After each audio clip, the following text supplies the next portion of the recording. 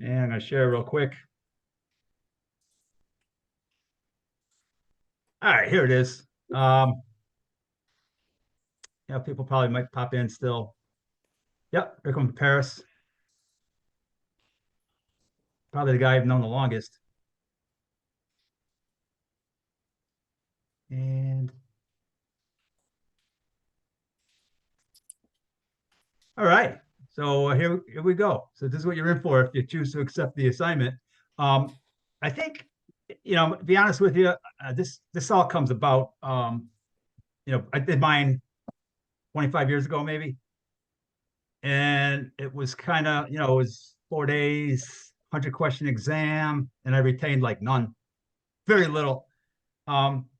And I think, Bob, no offense, Bob Berg, but why did they make tax code hard? Because then you need accountants, right? Why did they make the law hard? Because then you need attorneys. So my strategy here is to make it simple enough so I can understand it. And that's kind of how I approach it. The other piece of it is the load leveling, applying Hydruka to this. Because I think you're going to find, it's not a ton of time each week, a little bit of homework, just so, that I show you how to do before you do it. And at the end of the day, if you come away with, 2 or 3 tools that you like, then we win. Here comes South Carolina. So anyway, I call it Greenbelt Certification Training, AKA 15 weeks of health. I'll get into what the 15 weeks looks like. Gonna go through some introductions, let everybody know who's here, kind of settling on a day and time. And again, keep in mind I record every session. We're gonna go through about 1,300 slides. How's that sound? Oh my God. Wow. Imagine that in 4 days. In 4 days. Right? Do a bunch, we'll do it in spurts. And then there's something I call math practice, and it's everything is I don't do mini tab. I feel like Excel is good enough, and then at the end there's a 40-question exam, of which I don't know, 100 or more people probably have been through. No one's ever failed. I make sure that will not happen, because that means I failed. And then we have like a presentation. Here's our class. I don't know if Alan's here. He's a friend of yours, right, Paris? Yeah, I don't know if he's gonna make it. Okay, yeah. I'll give him the details either way. Yeah, I got a recording, so I have his email. So he's kind of captive. So he'll get the recording. You can watch it, right? Yeah. Paris and I go way back. I think when I first started, I first sold Duraflex. He came to I did a workshop. I don't know who did the workshops. And he showed up, and we've been friends ever since. Long time. What's that? Been a long time. Yeah, I'm pretty excited about I have last class I had 2 second shift operators from Albrook, Illinois get through it, which was I don't know, that was just such a great win, I think, and today, this time around, I got 2 operations managers, people at the top, Bob Berg and Tyler at Marion. Bob's at PTA out in Colorado, and Tyler Johnson's here in Cheshire. And then Brandon, PTA. I think Devin, what time did you log on? About 1 o'clock? Yeah, I just kind of logged on, and then I know, just make sure you don't miss, right? It's so exciting. Yeah. And then I think we have the other cool thing is we have 2 commercial people, so we're going to get into different types of data. Largely Six Sigma is about how do we make data scream, right? Not talk, scream. Because a lot of times it likes to just sit on the page, sit in the computer, so basically that's what it comes down to. It's, going through the DMAIC process and making data talk, scream at us. And that, so I'm kind of cool to have 2 commercial people, because there's going to be 2 types of data that we measure and then data that we count. So a lot of times the commercial people are looking for ways to make data that you count talk. We got Joey Leach. So we got like 4 or 5 people from Colorado, including Bob. I got Joey, I think Kyle, you're here? Kyle Jensen. Yep. Nick, I saw Nick pop on. And Yep. who am I missing? I think that's everybody from Colorado, right? And then from Oxford PTA, we got Rob O'Connor and of course, Devin, who's been on since noon. Let's see. And then Marion, you're going to hear a lot about these people. I mean, really dynamic group people in terms of just growth and in terms of like really embracing lean as a growth strategy. So I mentioned Tyler. We got Sal Rubano. We got Zach. I'm not sure I saw Zach yet. We got Paul. And I think I'm missing. I said Brandon already. And then Morgan Kaufman. He's an entity of his own down in South Carolina at Oversteel. He's Hey, one of the lean leaders. You know, there's a lean leader at each division, and he happens to run the show in South Carolina. We've had some really quality time together a month or two back at a Kaizen event we did at Shaped Wire in Connecticut. And did I get it? I didn't miss anybody, right? There's Joanne and Maz. I don't think either of them are here, but they're commercial people. They're probably just getting over the sales meeting last week. yeah, I'm just Um, sending them updates if there's anything they need to know. Well, I record it too, Morgan, so I'm going to send it to them, so they'll be able to watch it. All right, so let's get right into it. So the Lean Six Sigma Green Belt, identify opportunities, analyze causes and effects, implement valid solutions, and then try to sustain improvements. But like Yellow Belt to me, and even what PTA is doing with that Lean 101, I think the people here are really well versed in lean principles. I know top to bottom in this group, the companies you work for are pretty strong, lean wise in terms of lean knowledge, waste, but we do cover a lot of lean stuff. But this course is largely geared to statistics, making data talk, using the DMAIC to do it in a good way and solve problems. Here's John Mess. And basically it's kind of defined as it's a professional who's well versed in the methodology, leader support, improvement projects. So as you'll see as we go through, especially the define phase, there used to be a time where companies did 8-month, 9-month long Six Sigma projects. Those days are kind of, not many. Not many. Most of us are doing much more rapid type Kaizen activity. But these same principles apply to whether you do A3, you do it just in time, just do it, or you do a flash or whatever, because the same thinking process. And we're going to go through the DMAIC systematically. Green belt's pretty much the same as the black belt. I think, there's a few things like in terms of statistical theories, design of experiments, maybe, that you might get as a black belt. Plus, theoretically, the green belt's 30 hours, black belt's 60. But I think you're in a part-time role. Everybody does lean part-time. I think everybody, it's in this group. But there's project management components, task management, team management components that we're going to cover more next week. So I'm going to blow past that.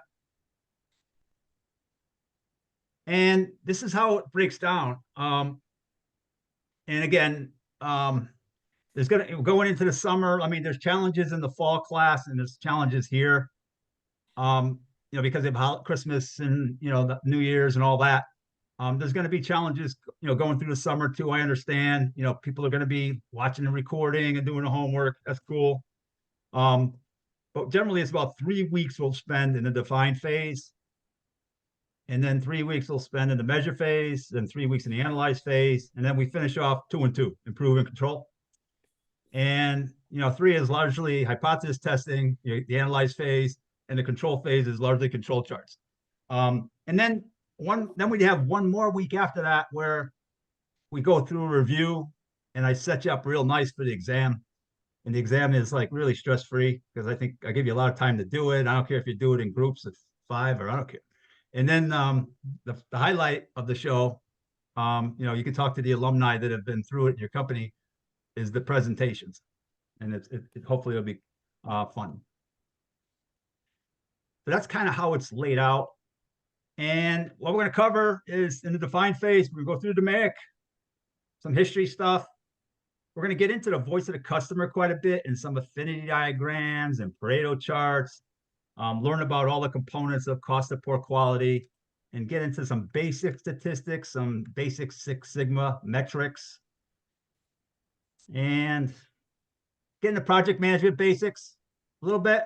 Then my favorite tool, not my favorite tool, correlation is my favorite, but FMEA, we're going to talk about that in the define phase, risk management, basically.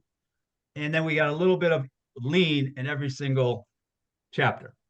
And again, my assumption is, working for the heavyweights that you guys work for, lean is, it's kind of like on the side here.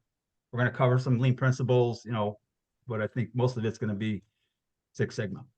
And then we get into the measure phase, and we get into a tool called SIPOC. And this is, and then the XY matrix. My favorite, this is my third favorite part, maybe second, is the getting into statistics, descriptive, distribution normality, central limit theorem. Really fun. And I use my, as you'll see, I use my weight data that I've been recording for the last 800 weeks, 820 weeks, I think, plus my blood pressure data. But any data set that you guys have that you want to make talk, I'm happy to introduce it. And then we get into some graphing stuff, how to do a box plot, a histogram, scatter plots, run charts, stop. And then again, the idea is to do some homework. I mean, we'll do the class and then you got a little bit of homework. And basically during the class, I walk you through the homework. Then you try it yourself. If you have any problems, we do it together. In the measure phase, again, precision and accuracy still. So this is again 3 weeks. Bias, linearity, and stability. We get into some gauge R&R. I don't. Do we have any quality people on this time? I think yeah, Zach, right? Yeah, I'm here. Oh, you're there, Zach. Yeah. So we'll do a little gauge R&R, attribute MSA, capability analysis, and then we get into the analyze phase, which is probably the most painful because we learn about 15 different types of hypothesis tests, of which you'll probably use one in your life, maybe. Or if you're at a party or something and someone says, hey, what's a hypothesis test? You can tell them. But we get into multivariate analysis and different classes distribution, understanding inference, and then the grind, hypothesis testing. I think one of my goals is always to try to make it simple, right? Make things that seem complicated simple. And this has been, I think I'm getting better and better. I think you guys could be the judge. But hypothesis testing, once we hit the top of the mountain, then it's all downhill. And then we have a little bit of homework on testing for normality, whether we have a bell-shaped curve or not. We do hypothesis testing with normal data, and then we do it with non-normal data.